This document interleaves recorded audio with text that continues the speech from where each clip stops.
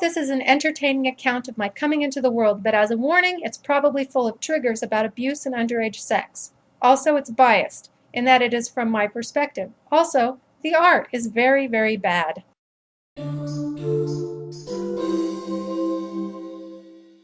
So, my parents were neighbors. Dad was in his early 20s and drove a school bus. Mom was 17. I can't be positive that she rode that bus, but that is the idea I got. They conceived me by the usual method, a process that in today's world would probably have landed him in jail, but in 1972 they had a more dire punishment, and that was to require these two people who hardly knew themselves, let alone each other, to get married, which they sort of did. At the time, this was called a common law marriage, which means living in sin but calling yourselves married and changing her last name. For all I know, you can still do this. It was a legal method of marriage. They must have gone on some kind of honeymoon because I distinctly remember my mother complaining at some point that Dad brought his pet turtle along. Anyway, I know for sure that Mom got a playpen for her 18th birthday. If you are too young to know what a playpen was, just think of a little baby prison. But it was probably a very cute one. Maybe it was even pink. The first year must have gone okay because they liked each other well enough to make another baby. That was my sister Michelle. I promptly tried to rectify the situation by pulling her baby bed off the table. My murder plot was foiled, but had I known that she would bring it up at every family gathering for the rest of our lives, I might have tried harder. A few years later, I turned 4 and went to preschool. It was Montessori school, which by my father's description seems to mean expensive and unstructured. I kind of hated it. Also, I would bring home report cards that said things like, "Marilyn is lagging behind in lace tying skills." One day, one of my eyelids swelled a bit.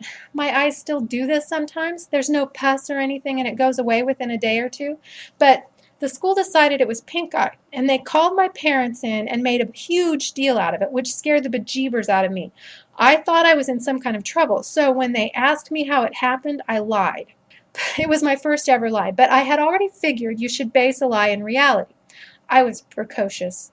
I remember there was a lamp post on the playground, and I told them that my eye was puffy because I ran into that pole.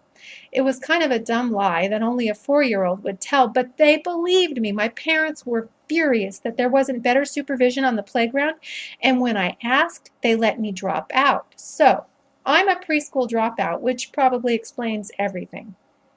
Maybe a couple of years after that, my brother was born. I distinctly remember being annoyed about it. And then my mother was pregnant with my baby sister when my parents sat us down to explain they were divorcing. A lot happened about that time, and it was mostly really terrible. And I won't tell all of it because it's not entertaining to listen to it all. It was an ugly divorce. There is one thing I have to tell you, though. I would like to leave it out, but if I do, then stories I tell you later won't make any sense. This is my grandfather on my dad's side. He was a pedophile. My sister reported the abuse, but somehow the report of the abuse didn't really stop it. I don't know when it stopped for her, but it stopped for me when I finally realized what he was doing was bad and I asked him to stop. It was years after the divorce when this happened because children aren't capable of consent. You can't consent to what you can't comprehend. It's not the defining characteristic of my childhood, but it did happen, and it has left me with personal space issues, a vague and lingering anger, and a queasy feeling upon the side of an uncircumcised penis. He wasn't an evil man. He was very sick. But anyway, enough of that. For now, let's move on.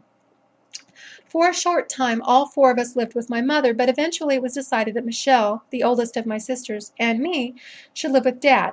Dad was, in most respects, a terrific parent. There was an overabundance of Little Debbie snack cakes and fried potatoes in my childhood, which have probably helped lead to my currently svelte figure, but he took care of us very well, and my childhood was full of books and tadpoles and frogs and snakes. When I was a kid, we played a lot of kickball with the neighbor kid and my dad's friends' kids. Kickball is like baseball, except that you can play it with as few as 2 kids, and you use a soccer ball instead of a ball and bat, and you use a piece of cardboard for home plate.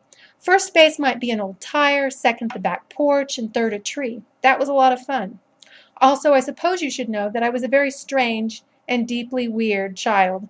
I was very good at reading, but I had a terrible time writing, and my imaginary friend was named Magic Pants, which had nothing to do with the fact that Dad let us choose our own clothes, and green velvet pants are just a bad idea. One time I asked Dad how to make a nuclear bomb, and he told me that if you rub a dirt clod down to its smallest piece and cut it in half, then you have a nuclear bomb. I sat in the backyard with a butter knife for a very long time, but Kansas is still on the map. Really, it was a pretty good childhood. I had a lot of crap to deal with, but I had books and Debbie cakes and kickball. Next time we'll hear about going through puberty with Dad, middle school and high school, boys, and as much of college as I have time for. Bye bye. Well, that was random.